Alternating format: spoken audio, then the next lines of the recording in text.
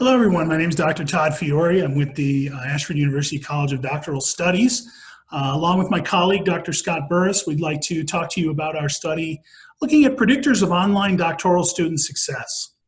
A little background, in doctoral granting institutions, it's important to have provisions to help students be successful.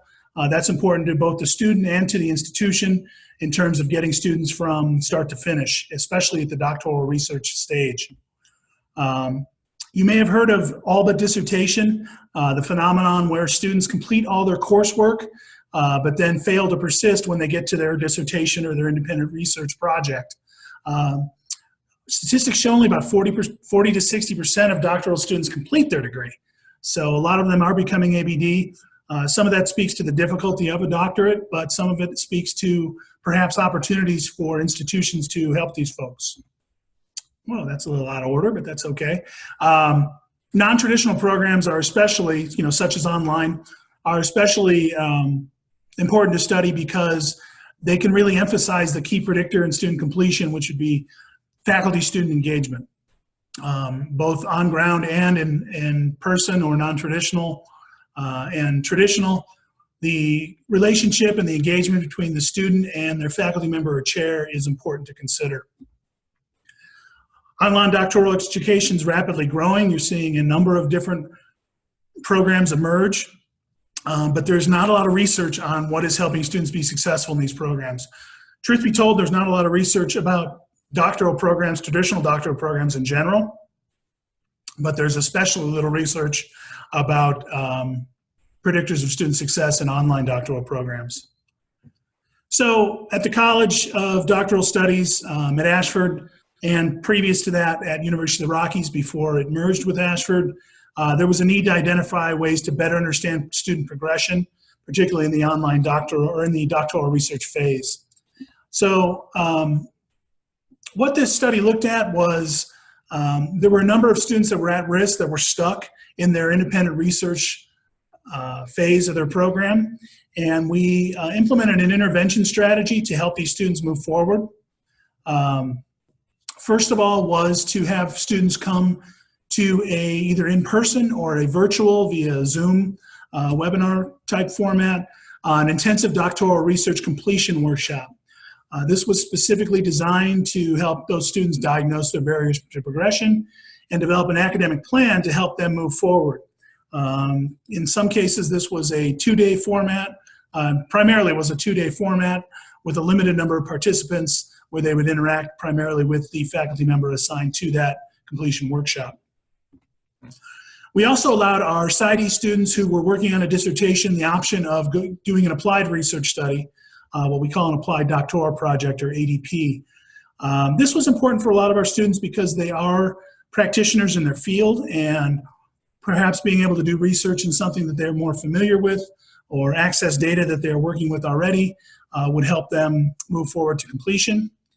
Another part of the strategy was to enhance the applied doctoral project coursework to include weekly progression milestones and course-by-course progression milestones. Previous to this, students would just take a 9-week term, and within that term, it would be up to the student in the chair to determine how much progress they were expected to be made.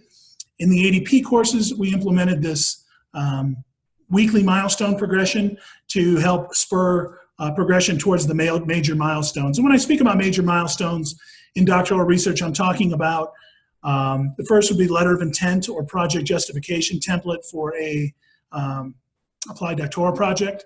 The second would be an approved preliminary oral defense, which happens usually concurrently with approval of a proposal, which would be chapters 1, 2, and 3. And then the final major milestone would be a final oral defense approval, which is the culminating milestone for these projects. Also did a number of, Dr. Burrus played an important part in hiring a bunch of new chairs. These are experienced faculty members who have worked with the at-risk populations before, and we took students who were especially stuck and put them with one of these new chairs, these experienced chairs. And then finally, we improved the methodological review process, whereby we contracted experienced faculty comfortable with methodology, different forms of methodology, and assign them to help students to get through that part of it. So our current study wanted to look at whether the components of this initiative facilitated progression and completion of the doctoral research project. And we looked at the following research questions. Number one, which of these components of a doctoral completion intervention predicts student progression? And to what extent does participation in one of these interventions predict progression?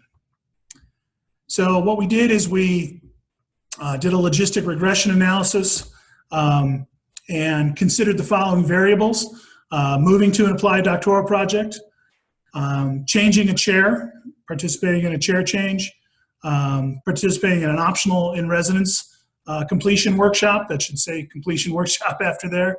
And then the fourth thing would be looking at the progression and the time to progression between milestones after taking part in one of these interventions. And what did we find?